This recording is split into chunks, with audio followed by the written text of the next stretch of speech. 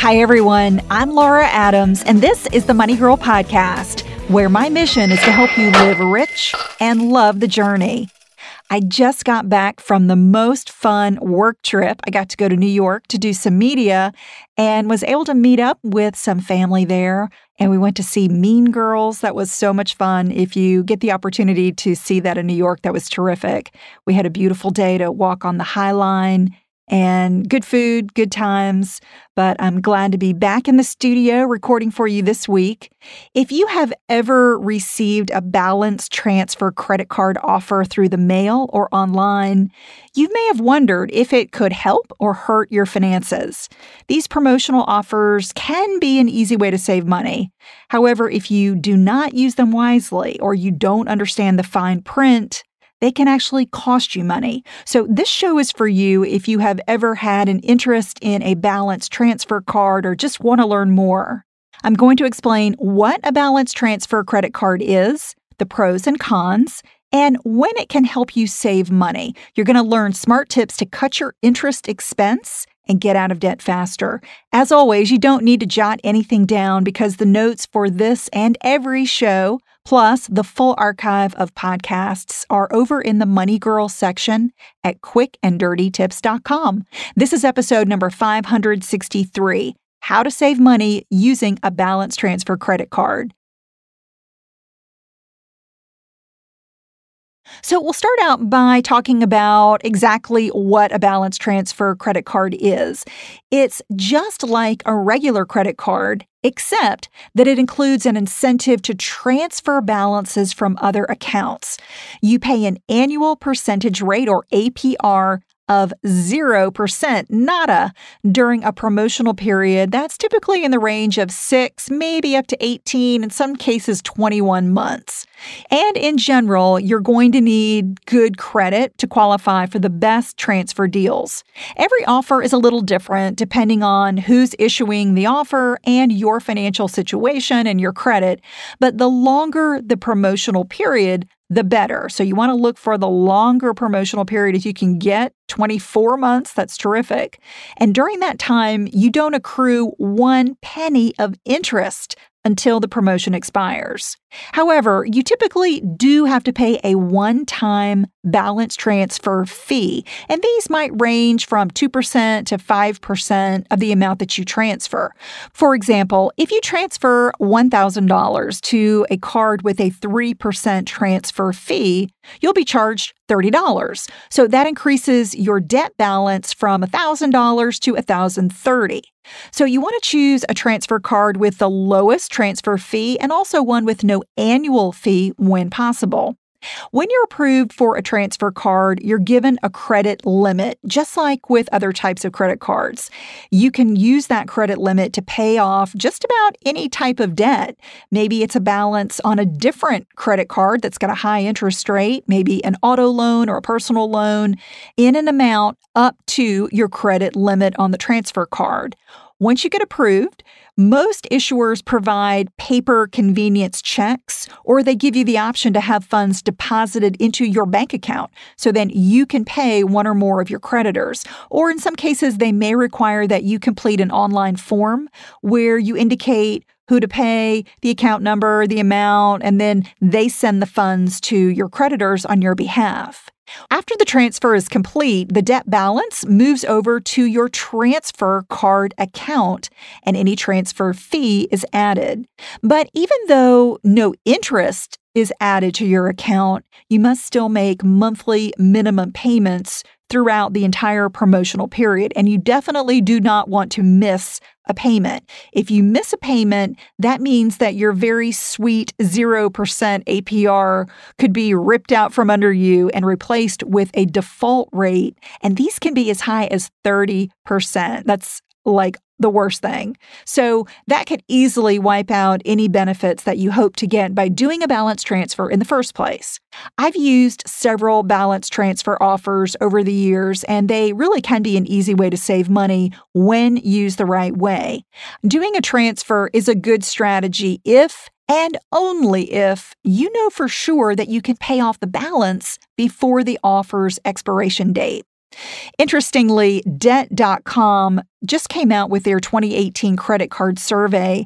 They found that 68% of respondents used a no-interest balance transfer offer and paid off their balances in time, but 32% didn't. That's not good because carrying a balance after the promotion means that your interest rate goes back up to the standard rate, which could be higher than what you were paying before you did the transfer. So here are some examples for when doing a transfer is a good idea. Let's say you're having a really good year at work and you're expecting to receive a bonus at the end of the year, like a $5,000 bonus within 6 months. You plan to use that bonus to wipe out your $4,000 credit card debt. So instead of waiting for the bonus, you could just pay off the balance with a no-interest transfer card. When you get the bonus, then you'd pay off the transfer card in full before the promotion expires. You would pay no interest and save money during that promotional period. Another example is if you bought a car. Let's say you had really bad credit and you got a very high 17% APR auto loan.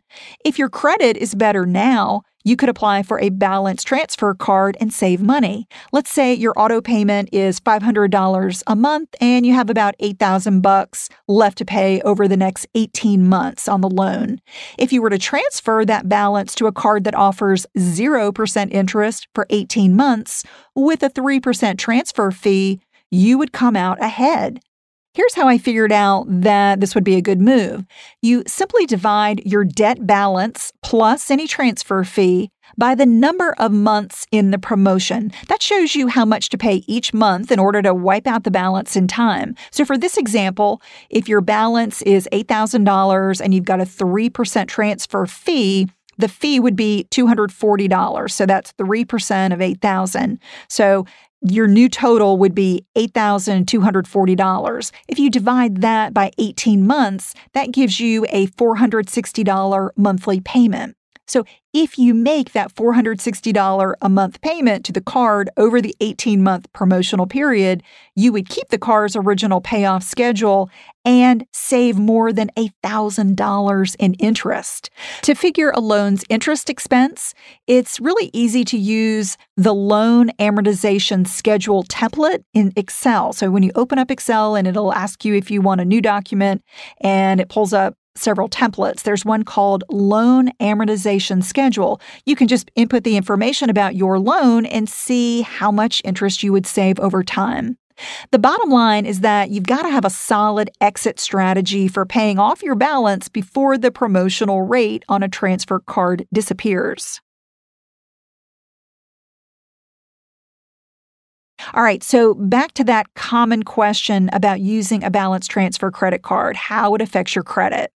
Well, a top factor in your credit scores is how much debt you owe on revolving accounts, and those are things like credit cards and lines of credit that never close, compared to your available credit. This is known as your credit utilization ratio. If you've been listening to the show for any length of time, I'm sure you've heard me talk about this before. For instance, if you have $2,000 in credit card debt and $8,000 in available credit, you're using 1/4 of your limit, and you have a 25% credit utilization ratio. It's calculated for each of your revolving accounts and also as a total on all of them. I recommend using no more than 20% of your available credit in order to build or maintain optimal credit scores. You want to have a low utilization because that shows that you can use credit responsibly without maxing out your accounts. Getting a new balance transfer credit card or even an additional limit on an existing card instantly raises your available credit.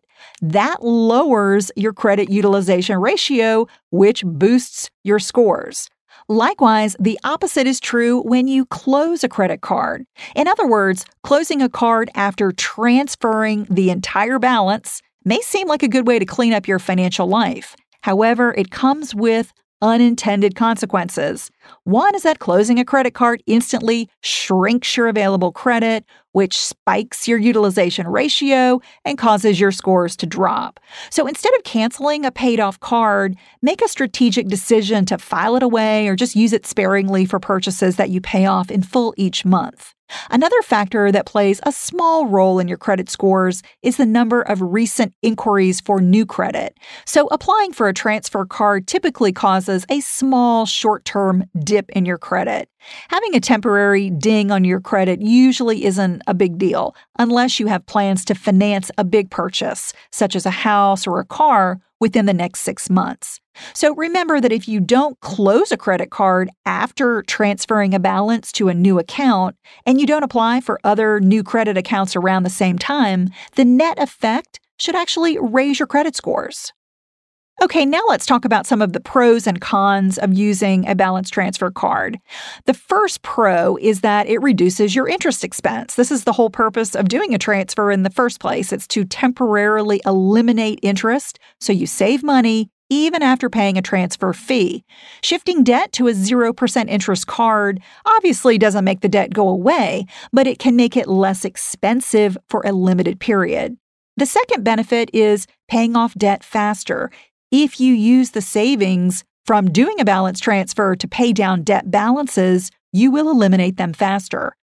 And number 3, lowering your credit utilization ratio. As I mentioned, if you get a new balance transfer card, you're going to have more available credit. That instantly lowers your credit utilization and boosts your credit scores. Okay, on the flip side, let's talk about the cons of a balance transfer card.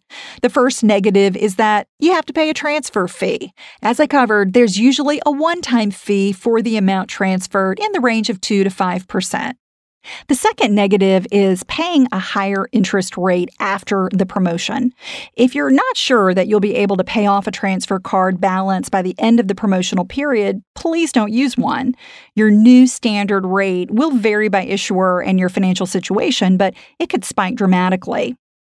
And the third downside is giving up student loan benefits. This is something a lot of people don't think about, but it's generally not a good idea to use a transfer card to pay off federal or private student loans.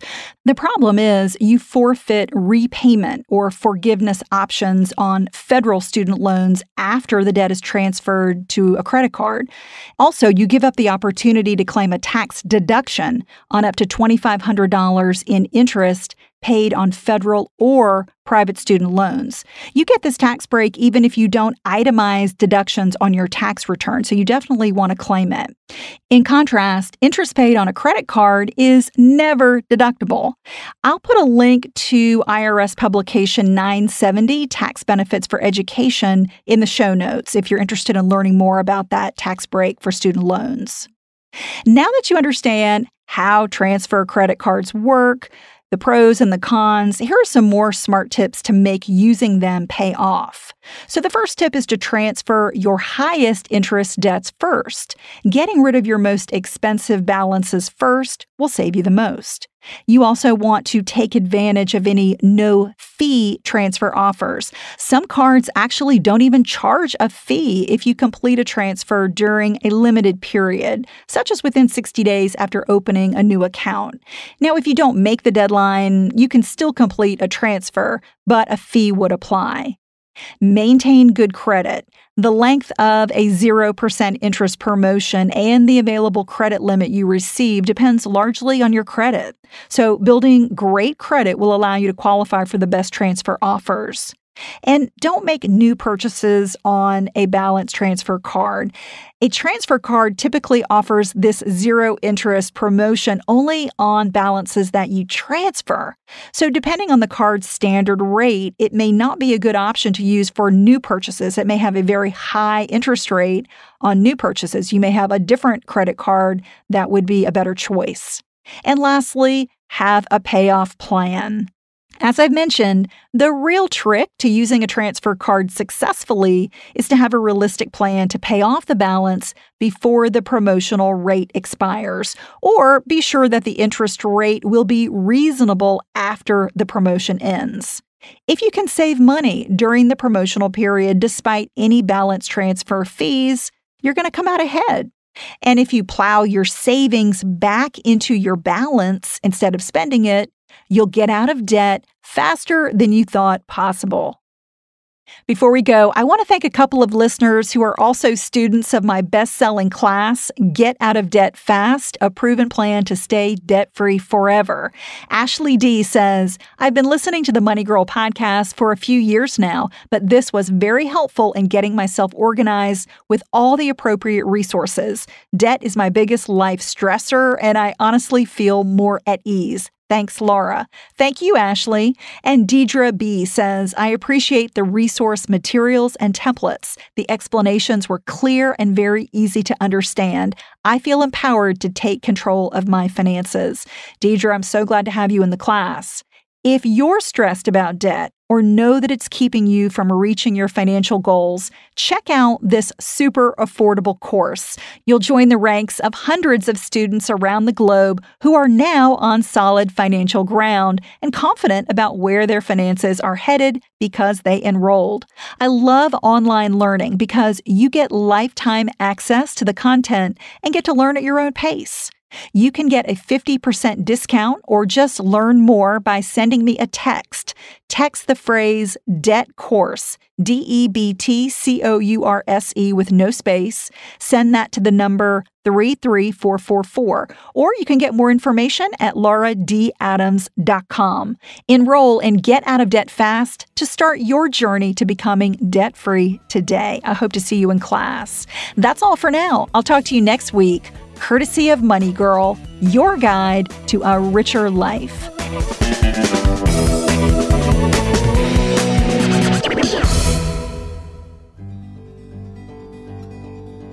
This episode is brought to you by Macmillan, our publisher.